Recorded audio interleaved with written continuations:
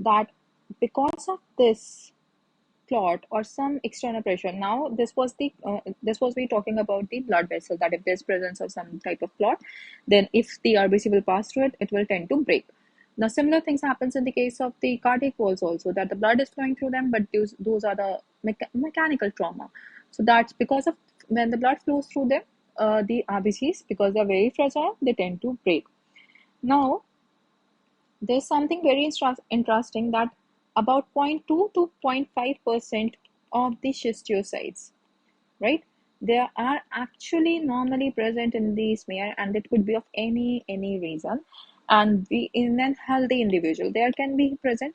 So if they are in this percentage, then we should ignore them. They are not, they are not the alarming thing for us. But if they are more than, like, if there's a significant number of these schistocytes in the PS, then we should be very alert. Now, what is the significant number which we are talking about? We'll be discussing it further.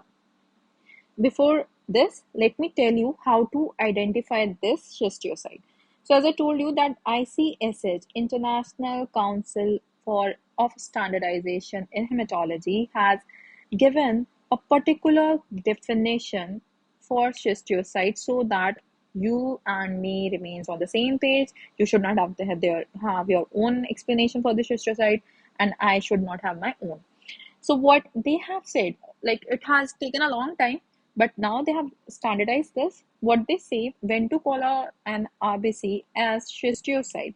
So RBC will be called as schistocyte when, first thing first, this is based on the morphology of the RBC. So on morphology means on PS. So PS, when you see the RBC on PS, how do you call it if it is a schistocyte, or if it is not?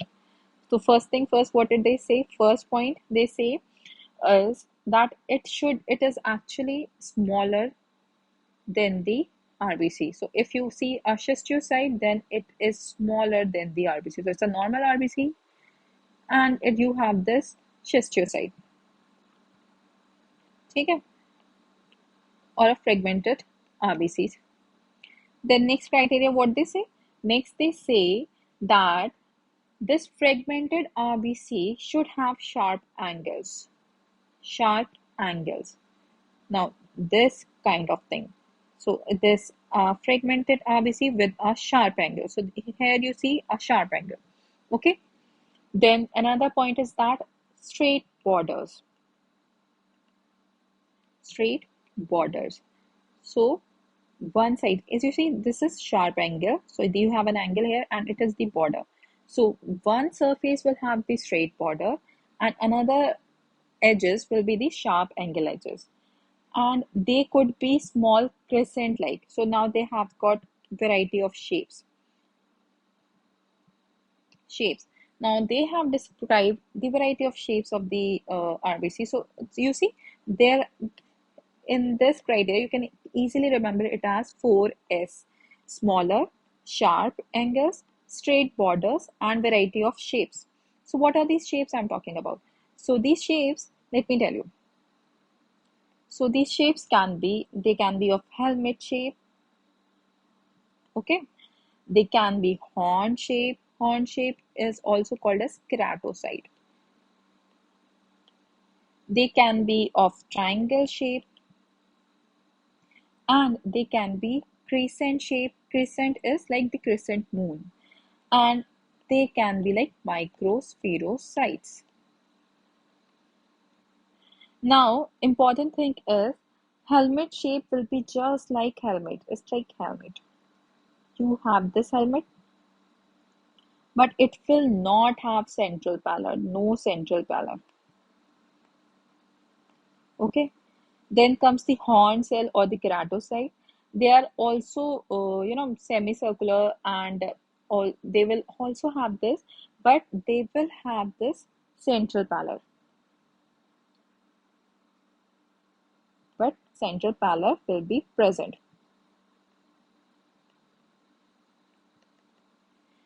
Triangle shape will be in the shape of a triangle. It could be like this, but no central pallor again. Crescent will be just like the moon. So you have this very fine looking crescent shape. Now you can confuse them with sickle also, but sickles also comes in the fragmented RBCs. Then the next is, what else you have? You have microspherocytes. Again, microspherocytes will be very homogeneous. They will not have central pallor. So they will not have central pallor again. Clear? Now, there are certain conditions in which, apart from this schistocytes, apart from this hemolytic anemias, whereas they can be found. So you should be very particular in calling it a case as hemolytic anemia, because just the merely presence of the schistocyte does not make it a case of microangiopathic hemolytic anemia or something like that. You should have the complete history of the patient before labeling it as that. Now, next thing which we should talk about is when to call it if it has a microangiopathic hemolytic anemia. So, for calling it as microangiopathic hemolytic anemia, MAHA. Okay, we have like what it stands for: microangiopathic hemolytic anemia. Okay. So the criteria which says that it should have more than 1% of the schizocytes.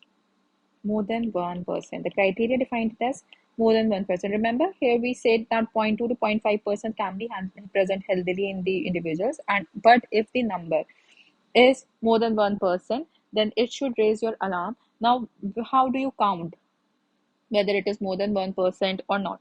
So the criteria is to count is it should be counted in the 1000 RBCs, and it should be in the percentage. You should always label them in percentage, and you should always avoid the tail end. So no counting should be done on tail end. Okay, it's a big no. No tail end, no counting. It should be done at the junction of the body and the tail, as usually we do for the other DLC cells. Then there should be the morphological convincing. Okay, then another thing is, mean morphological abnormality in the pair should be like, there should be not variation in the shape of the RBCs. Like there should be, if there is presence of anisopoikilocytosis, then you should hold on your diagnosis to call it as particularly of as hemolytic anemias, because in cases of severe anisopoikilocytosis can also be the possibility of an alternative diagnosis should also be considered. Now, if another important thing is that if you have a case where there's presence of RBCs in the range of schistocytes in the range of 0.2 to 1%. So now this is a broad range, and every time the patient is having this 0.2 to 1% of schizocyte, then you should not ignore it, but you should have the complete history of this patient, because this person can be in DIC. So I told you that 0.2 to zero point 0.5 can be healthily present in the individuals, but this 0.2 to 0.5%, if it is present, then it is very important to have the history. Let's have the history of what is wrong in that. So get the history of the patient and be sure that if the patient is not having anything, that's fine. If the count is going in the range of 0.2 to 0.1%, then you should have this thing in mind that either the patient should not be in DIC, you should have this PT, APTT, INR values with you, that all is okay or not, so that you can be healthily labeling a patient as normal sphere. Okay, then another important thing, there is something very interesting with the development, with the recent technologies, that in the automated cell counters, we have this features which detects the presence of schistocytes. Okay, so what are this parameter is called? This parameter is called FRCs. FRCs are fragmented red cells.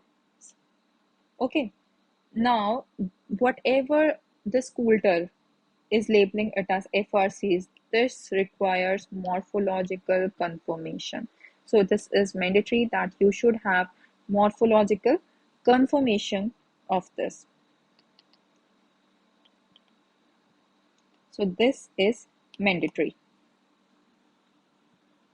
Now, presence of FRCs will also influence the RDW. So you will have the quite high RDW and a lower MCV. So when this parameter is there, then you should also, this will also will help, be of help. Okay, probably there are presence of fragmented RBCs.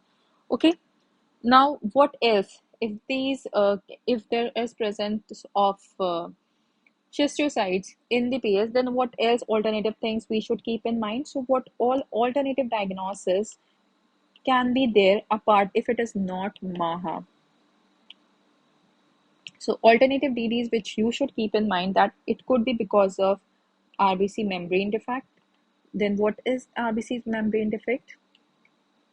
It is the complete topic again. For example, hereditary spherocytosis and etc. It can be because of thalassemia.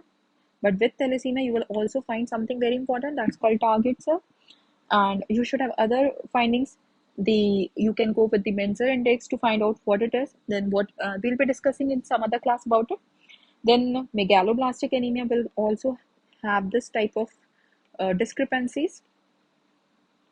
Then another is due to obviously the thermal injuries. If the patient is post-burn, then he or she will also have this presence of a lot of schistocytes in the vein. And least another less common but can be found in the cases of primary myelofibrosis. So you will already have the diagnosis being made before this stage. It will not be like the first time you'll seeing the patient of the with the schistocytes and then you are giving it. It can only be confirmed in the marrow. The patient is having primary myelofibrosis. So this is how we talk about schistocyte. Now I hope it was a very quick class and it was a very brief and basic talk about schistocyte. Hope you guys liked it, and tune in with us with similar such topics. We'll be very quickly coming with the next topic. Till then, thank you, and you can follow me on my Insta handle. It is by Path Pearl. Stay healthy. Take care. Goodbye.